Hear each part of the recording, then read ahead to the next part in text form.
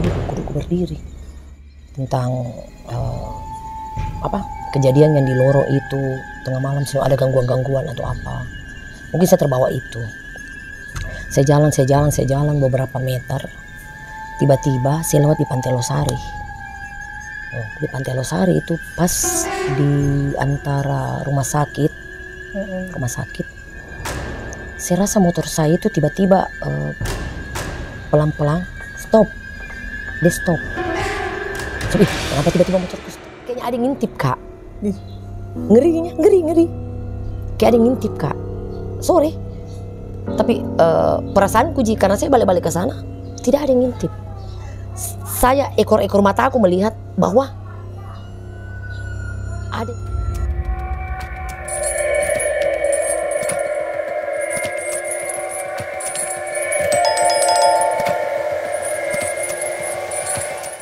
Hai guys, Assalamualaikum warahmatullahi wabarakatuh. Kembali lagi bersama saya Sutrani Aulia, menghadirkan narasumber yaitu Jeng Mala. Beliau akan berbagi kisah cerita mistis yang dialami di seputaran Makassar. Nah, bagaimana kisah selanjutnya? Kita temui narasumber berikut ini. Halo, Assalamualaikum. Sekarang mau cerita apa, Jeng Mala? Ini pengalaman saya belum lama ini saya alami. Yang saya alami itu, saya kebetulan ke rumah tante. Lokasinya itu sekitar Jalan Nuri. Tapi ini terjadi malam. Kebetulan itu menjelang Isya, sholat Isya. Saya merasa pada saat itu memang saya tidak konsentrasi dan saya jalan enggak seperti biasanya. Biasanya kan saya selalu ingat-ingat, baca-baca apa. Betul-betul saya jalan itu hari tidak ada yang saya ingat. Pokoknya saya jalan betul-betul kosong. Setelah saya berjalan beberapa meter, perasaan saya lain, tidak enak. Kenapa tiba-tiba bulu kuduku berdiri? Tapi kan saya pikir, kenapa tiba-tiba bulu kuduku berdiri? Tentang kejadian yang di lorong itu tengah malam, ada gangguan-gangguan atau apa. Mungkin saya terbawa itu. Saya jalan beberapa meter. Tiba-tiba saya lewat di Pantai Losari.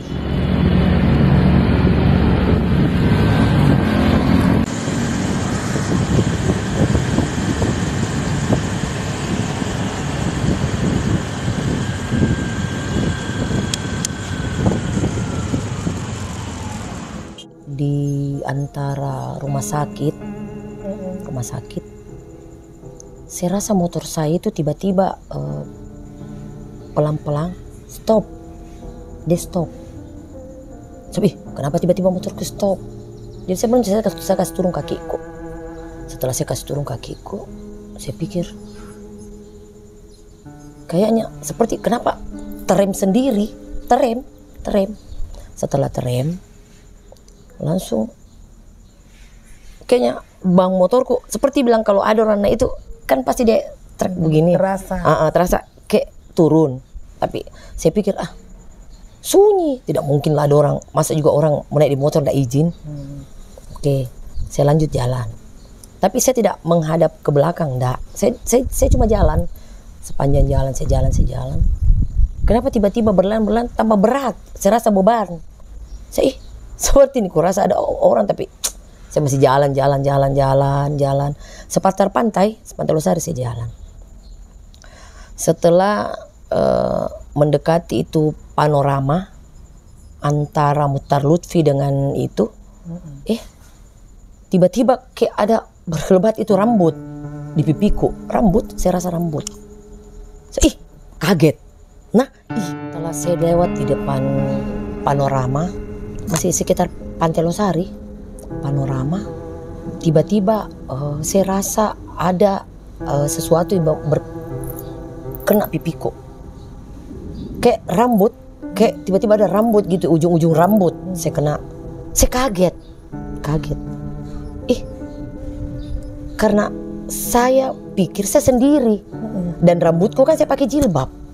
Nggak mungkin lah rambutku bisa kena ke pipiku.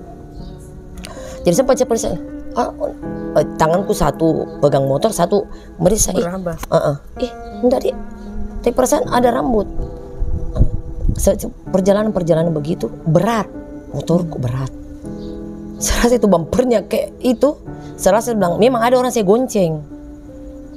Setelah saya balik ke belakang sedikit, saya kaget. Astagfirullahaladzim. Saya kaget. Ternyata ada orang yang di belakang. Orang itu cantik sekali. Cantik sekali. Tidak bisa saya gambarkan bagaimana cantiknya ini orang. Tapi figurnya itu cantik-cantik yang orang-orang dulu. Bagaimana begitu polos, tanpa make up. Maksudnya manisnya itu tidak bisa saya utarakan bagaimana cantiknya ini orang. Saya balik, pantas kena pipiku karena panjang rambutnya. Panjang rambutnya. Saya bilang sambil antara saya mau berhenti ini dengan tidak. Tapi kan tiba-tiba tuh saya di kepala aku tuh tidak ada ingatan lain, tidak ada. Saya cuma jalan. Tidak ada tingkatnya bilang ada rasa takut untuk tiba-tiba saya berhenti. Tidak ada sama sekali. Saya jalan. Jadi sempat saya komunikasi. Saya tanya, kenapa kita bisa ada di motorku? Dia bilang, kan saya numpang. Dia bilang, sejak kapan? Dia bilang, masa kita lupa? Saya bilang, saya tidak ingat. Masa kita lupa? Dia bilang, iya saya tidak ingat. Dia bilang, itu tadi waktu berhenti motor saya kan naik. Terus saya ingat, iya sempat kan berhenti motorku di depan Stella Maris tuh. Saya bilang, tapi saya tidak tanya bilang depan Stella Maris, enggak. Saya jalan, mau kemana? Saya bilang begitu. Dia bilang ke sana. Dia bilang ke sana mana, Dek? Dia bilang jalan Maki. Kalau saya mau turun itu saya bilang Ji. Saya bilang, tapi di perjalanan itu saya cium bau. Sampai jatuh kok. Tempat saya terdiam. Kenapa tiba-tiba saya cium bau bunga? Harum sekali. Kayak semacam bunga melati. Saya merinding juga. Agak-agak merinding. Sudah, kenapa tiba-tiba saya cium bau bunga? Jadi saya bilang di belakangku, kita tidak cium bau. Dia bilang, bau apa? Tuh. Jadi saya bilang, bau bunga, Dek. Dia bilang, tidak. Dia bilang, atau parfum tak? Saya bilang tuh, parfum tak yang bau bunga melati. Kan biasa parfum kan bau bunga melati. Dia bilang, saya tidak pakai parfum. Langsung saya bilang, kesini masih sama siapa? Dia terus bilang, sendiri Kak. Saya bilang, tujuan tak mau kemana? Dia bilang, tidak Ci, mau jak ke sana. Begitu selalu jawabannya. Dia mau bilang tujuannya ke sana, enggak. Dia cuma bilang, mau jak ke sana. Saya bilang saya enggak tanya juga untuk apa, karena nanti bilang cerewet nih ibu mau tanya semuanya apa, kepoku gitu tuh. Tapi sepanjang perjalanan itu memang kayaknya tidak ada perasaanku tiba-tiba kayak kosong sekali Kak, kosong. Saya rasa juga diriku bahwa saya kosong Kak. Sepanjang terus tiba-tiba tuh pas dekatnya Lai sempat dipegang pundakku. Jadi saya berhenti. Mau turun. Dia bilang, belum Pi. Terus kenapa kita pegang pundakku? Saya kira mau turun. Dia bilang, tidak Ci, ku pegang Ci. Pas waktu dia pegang itu merinding Kak. Merinding. Kurasa itu tangannya halus sekali, itu tangannya pegang pundakku. Dia pegang pundakku. Setelah berjalan beberapa meter, pas sampingnya benteng bekas bioskop benteng, dia pegang lagi pundakku. Saya berhenti lagi. Saya tanya lagi, kenapa Ki? Dia bilang, enggak Ci. ternyata itu tempat-tempat yang dia biasa singgahi. Tempat yang dia biasa singgahi. Dia berhenti sejenak di tempat yang biasa dia singgahi. Mungkin di situ dia orang dia numpang ke orang atau apa. Saya lanjut. Setelah saya jalan beberapa meter, kan pasti saya ketemu WR Supratman kayaknya menuju ke Benteng. WR Supratman menuju ke Benteng. Sempat itu motorku susah saya gerakkan. Berat sekali, berat. Saya pikir yang saya bawa ini kok kecil. Tuh, kecil. Baru cantik, panjang rambutnya. Baru kebetulan pakaiannya itu putih bersih. Saya juga tidak pernah berpikir kayak kalau kita di rumah sakit kayak putih pakaian rumah sakit. Saya pikir putih, kenapa putih sekali ini badannya ini? Maksudnya badan dengan bajunya itu hampir sama kulitnya, bersihnya. Makanya sempat sih saya mau bilang, kerja di mana, dinas di mana Ki? Tapi kan saya tidak bertanya secara langsung begitu. Enggak. Saya jalan dengan sendiri. Jadi pas saya di depannya itu antara Benteng Ujung Pandang Rotterdam dengan orang menyeberang ke dulu kan ke Pulau Kayangan. Nah kok bika kaget Kak. Saya kenapa kita kok bika? Bilang mau mak berhenti.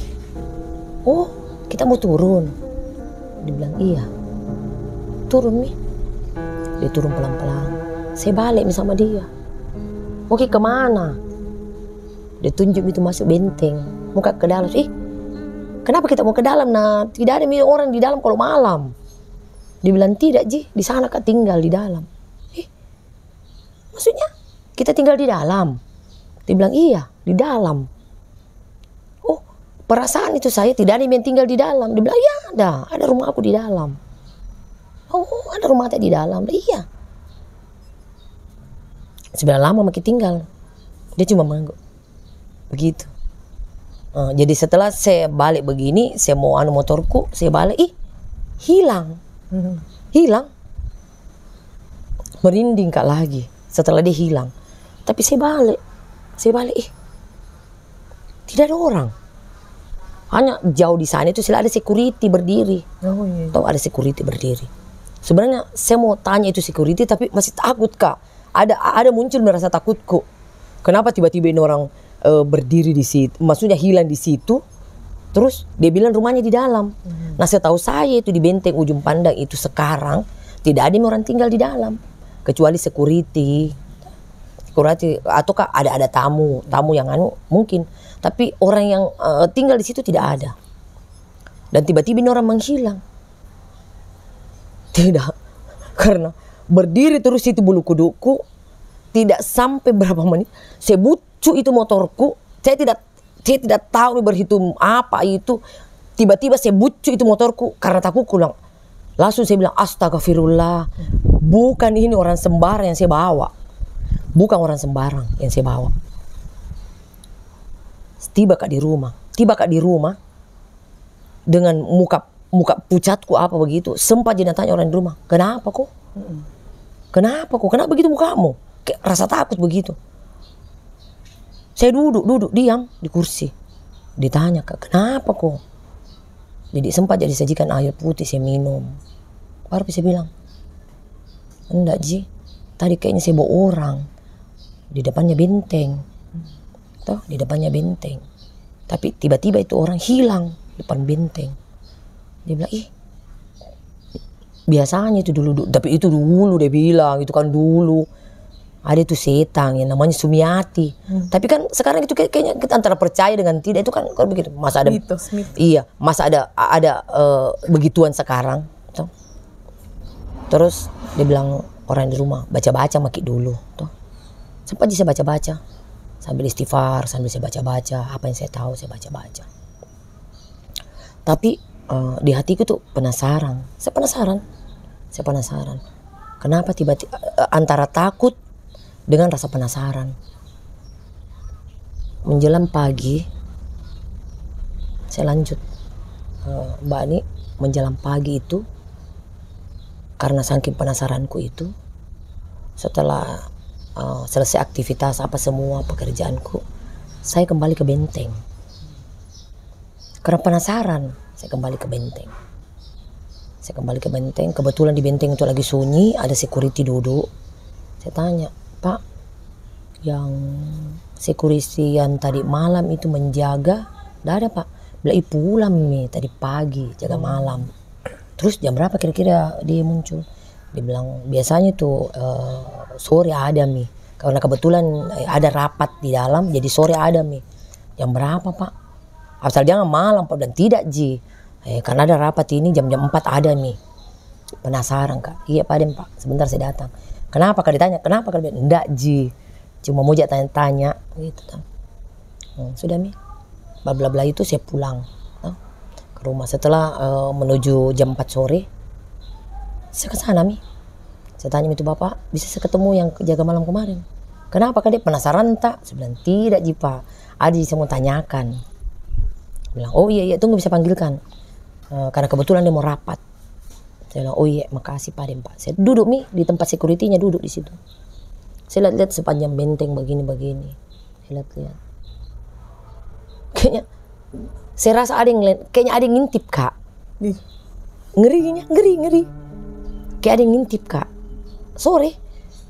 Tapi perasaanku Ji, karena saya balik-balik ke sana, tidak ada yang ngintip. Saya ekor-ekor mataku melihat bahwa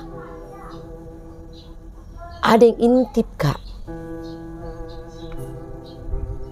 Sempat tunjuk merinding, seperti semalam itu saya merinding. Saya bilang, siapa di? Dia bilang sama itu Bapak, Pak, belum datang teman tadi. Tunggu mi Bu, jalan ke sini mi, menuju ke sini mi. Oh iya. Sempat bilang sama Pak, kita ndak rasa ada orang intip-intip. Tidak ada orang di sini Bu. Tidak ada aktivitas kalau jam-jam begini, orang kantoran juga sudah pada pulang tadi. Kalaupun ada mungkin biasa sampai jam 4 jila Bu, karena rata-rata kan kosong. Terus begitu dia bilang kosong, saya kaget. Oh iya. Tiba-tiba saya baru mau bertanya, ada yang muncul yang satpam kemarin. Saya bilang, saya pindah tempat kan enak ada. Pak bisa bicara? Mau bicara apa? Saya bilang, saya ada sepupu tinggal di sini, kerja di sini. Dan saya sebelum bilang Pak Malik. Bilang, oh iya ada Ki, tapi sudah pindah.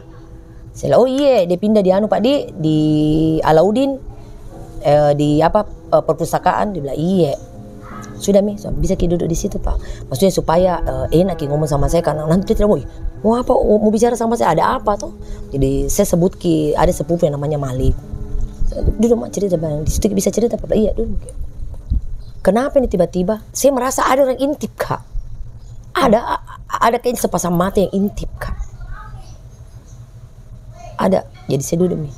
Saya bilang Pak, bisa katanya. Dia bilang mau kita tanya apa?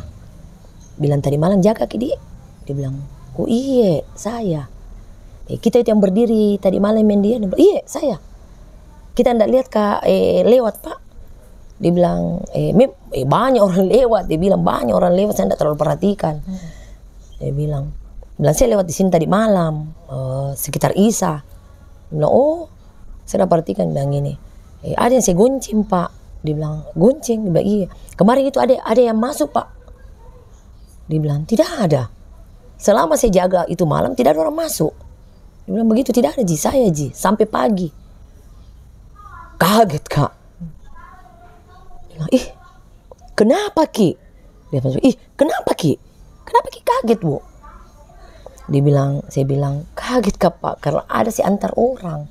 Tadi malam perempuan cantik sekali pakai baju putih, panjang rambutnya. Tapi saya enggak lihat dia masuk Pak. Tapi dia cuma bilang ada dia tinggal di dalam. Tinggal di dalam. Setelah saya berbincang-bincang sama ibu bapak, saya tidak langsung ke intinya, nanti juga dia kaget. Saya tidak langsung ke intinya. Saya cerita yang lain dulu. Setelah saya ngomong itu yang tadi, saya stop dulu. Saya bilang, Pak, saya sebenarnya tadi malam itu ada yang saya antar. Dia bilang, siapa kita antar? Saya bilang, cantik Pak, cantik sekali orang. Seumur-umur hidup saya tidak pernah lihat orang secantik itu. Pakai baju putih, panjang rambutnya Pak. Dia mulai berubah mimik. Dia mulai berubah mimik. Dia bilang terus, sama saya terus. Dia bilang begini, saya bilang begini. Dia minta turun Pak di sini. Tapi saya pas pegang motorku saya balik, dia langsung hilang. Makanya saya penasaran, saya tanya, ada enggak orang masuk di sini? Dia bilang, oh tidak ada Bu, tidak ada. Dia bilang begitu. Tapi turun nih Pak di sini turun. Dia bilang, tidak ada Bu, tidak ada. Ternyata Bapak ini sudah tahu. Bapak ini sudah tahu bahwa sering terjadi yang begini. Bapak ini sudah tahu, tapi dia mungkin tidak bikin kaget atau bikin shock saya, shock. Dia langsung berkelakar, si tangkapang, kayak gitu loh, si tangkapang. Sembarang Bapak, asal bukan kita setan nah, begitu kan tuh, asal bukan kita setan nah bilang, kalau kita setan nah deh, begitu atau langsung bilang ini. Kemarin nih bugang, nah bilangnya setan gitu dah, yang tidak bercanda aja Pak. Langsung dia bilang begini mi, saya diam mi. Siapa Pak yang kuantar dia tadi malam? Saya bilang siapa? Begitu juga bicara tuh bukan dalam hati. Maksudnya siapa dia kuantar tadi malam? Jadi balik begitu, karena kayak ada orang lewat. Jadi saya balik begini, dengan ekspresi muka yang kaget. Dia bilang, Pak, kenapa Ibu? Saya bilang, ada orang lewat barusan. Tidak ada. Udah ada Pak, dia bilang tidak ada Bu. Nah bagaimana caranya kita lewat? Nah saya menghadap ke sana. Nah kita menghadap ke situ masih kita bisa lihat orang di samping tak lewat. Sampai dia Pak ada, dia bilang tidak ada Ibu. Nah, sudah sambil baku giaka, langsung saya bilang begini. Mereka merinding lagi kayak tadi malam, mereka merinding. Langsung dia bilang begini. Ibu yang kaget nah. Saya bilang kenapa Pak? Kenapa? Dia bilang, Ibu, yang kita antar itu betul. Astagfirullah istighfar kali ingat Ibu nah, yang kita itu antar itu Sumiati. Langsung la ilaha illallah. Saya diam. Karena perasaan nama itu saya pernah dengar di saat saya masih kecil. Sama saya masih kecil. Zaman saya SD, terakhir saya baca itu SMP. Saya dengar itu nama. Saya bilang, Sumiati Pak. Iya, kita antar itu. Karena kebetulan memang kita jalan kemarin itu malam Jumat. Kita mau merinding. Saya bilang, dia Pak, yang gue kasih tahu kakak dong. Mau pulang dia Pak. Dia bilang, iya. Ngurang-ngurangi mama Ki di. Dan gitu sama dia bilang, ingat Ki, kita keluar toh. Jadi saya bilang, iya. Dia bilang, Sumiati itu yang kita teman, kita antar. Ya, sama memang dia gentayangan. Dia bilang, kita di mana kita dapat tuh? Saya tunjuk mi. Bilang, oh iya, cocok mi. Sering sekali tuh dia muncul di situ. Memang tempatnya tuh di situ. Tak biasa tuh kalau laki-laki nak ganggu. Tapi kebetulan kan perempuan jadi tidak aja. Biasa laki-laki tuh kadang karena cantik itu nak ganggu. Dia bilang begini, sebenarnya mau panjang lebar tentang itu, tapi pulang makin nanti sakit Ki. Bilang begitu, pulang makin dulu. Intinya betul kalau jalan ke apa, jangan ke kosong. Karena kadang kita kosong itu ada sembarang saja yang bisa masuk sama kita. Itu, iya. Jadi itu barangkali jalan ceritaku. Satu lagi yang saya pesan, memang itu satu kata-kata itu kita kalau keluar dari rumah atau apa, ingat-ingat Ki. Kalau perlu itu Bismillah Ki keluar. Karena kalau kita tidak keluar Bismillah, itu yang sering terjadi, yang kita dapati. Ada rasa sembarang yang ikut sama kita. Ya masih mending kalau dia tidak bahayakan Ki. Ya kalau membahayakan, itu ji pesanku. Oh iya, ada saya lupa. Oh iya. Mbak Ani. Setelah saya beberapa hari setelah saya bertemu dengan sosoknya Sumiati, itu kan sebenarnya antara masuk di akal dengan tidak. Saya masih tanda tanya juga di hati saya. Karena untuk zaman sekarang ini, orang bilang zaman milenial, mana ada sih yang begitu-begituan, mana ada orang percaya begituan. Tapi ini murni saya ngalami. Jadi saya Bang kan lanjut. Beberapa hari kemudian dalam tidur saya mimpi dia masuk di mimpiku. Kebetulan saya mimpi tuh enak sekali tidurku menjelang maghrib. Datuk kenapa kayak dibasuh-basuh mukaku tuh. Biasanya saya jarang tidur tuh kalau mau maghrib. Tapi Datuk mengantuk sekali kak. Karena kan memang ada pesannya orang tua jangan tidur mau maghrib, tidak baik. Tapi saya enggak bisa kutahan itu, kayak disapu-sapu mataku, saya tidur nih. Tapi itu dalam tidurku itu saya mimpi ada sosok wanita cantik seperti yang saya jemput itu hari. Di dalam mimpiku itu dia datang. Dia pegang tanganku. Dia mengucapkan suatu kata-kata. Dia bilang sama saya, makasih kita sudah antar kak ke tempatku. Tapi saya tidak bicara, Mbak Ani, saya tidak ngomong. Saya cuma diam, saya cuma mengangguk. Terus saya cuma mengangguk. Dia sempat bilang lagi, terima kasih. Saya cuma mengangguk. Tiba-tiba hilang, saya terbang. Astagfirullah. Saya istighfar. Ya Allah, saya mimpi. Mungkin tidak secara langsung. Dia arroh bunyi. Saya bangun, saya istighfar. Saya bilang, astagfirullah. Kenapa saya tidur maghrib? Kenapa saya mimpi orang itu? Dan dia mengucapkan terima kasih dengan saya. Saya istighfar langsung. Saya ganti baju, saya pergi wudhu, sholat. Saya bilang, mimpiku itu, ya anggaplah saya pikir itu bunga-bunga tidur. Langsung saya sholat nih, saya bacakan Al-Fatihah. Semoga dia tuh tenang di sana. Kalau memang sih ada sosok yang namanya Sumiati. Karena memang dulu sih saya percaya kita masih kecil-kecil, tapi untuk sekarang ini ya entahlah, saya juga tidak bisa karena saya sendiri yang alami. Entahlah orang percaya atau tidak, tapi memang ini murni saya alami. Gitu, nah teman-teman, itulah tadi kisah cerita tentang hantu Sumiati yang legend di zaman Makassar, ya, zaman dahulu kala ya.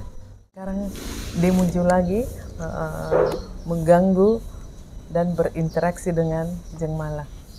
Nah, oke teman-teman, sampai di sini dulu cerita kita hari ini.